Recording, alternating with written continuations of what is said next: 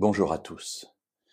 Dans les rites sacrificiels du temple, il y avait une échelle de valeur par rapport au péché, par rapport aux animaux que l'on devait sacrifier en fonction du péché que l'on avait fait. C'était des règles assez complexes que nous avons dans le livre du Lévitique.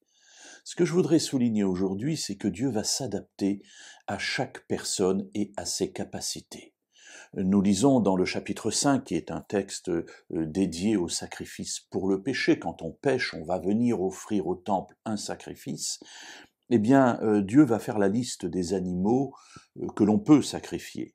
Et au verset 7, il dit que si le pécheur n'a pas en main de quoi se procurer une pièce de menu bétail, il offrira à l'Éternel pour le péché dont il s'est rendu coupable 2 tourterelles ou 2 jeunes pigeons.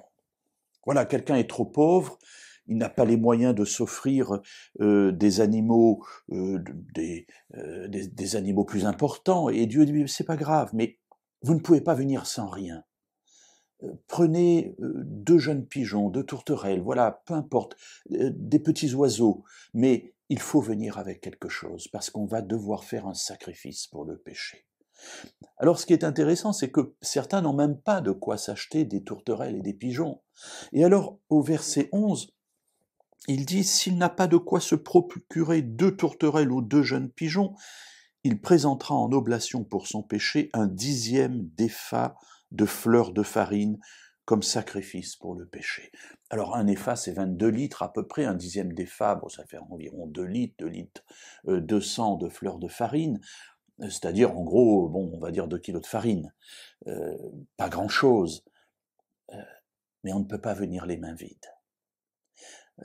C'est intéressant de voir que s'approcher de Dieu implique de notre part non seulement une préparation, mais aussi une action qui soit conforme à ce que Dieu attend de nous. Ce n'est pas nous qui fixons les règles, mais c'est lui. Et alors, dans le cadre du péché, Dieu nous dit, il faut que vous veniez avec quelque chose, mais Dieu va s'adapter à nos capacités. Et je trouve là quelque chose de très important pour nous. Lorsque nous nous approchons de ceux qui nous entourent pour leur proposer un changement de vie, mes amis, sachons nous adapter à leurs capacités.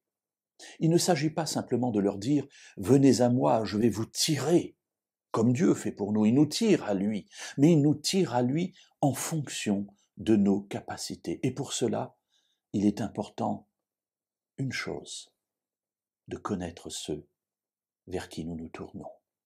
Les amis, il ne suffit pas de, permettez-moi l'expression, de balancer l'évangile comme cela en disant « nous avons fait notre travail », mais pour nous assurer qu'il puisse être reçu, il nous faut connaître ceux à qui nous nous adressons.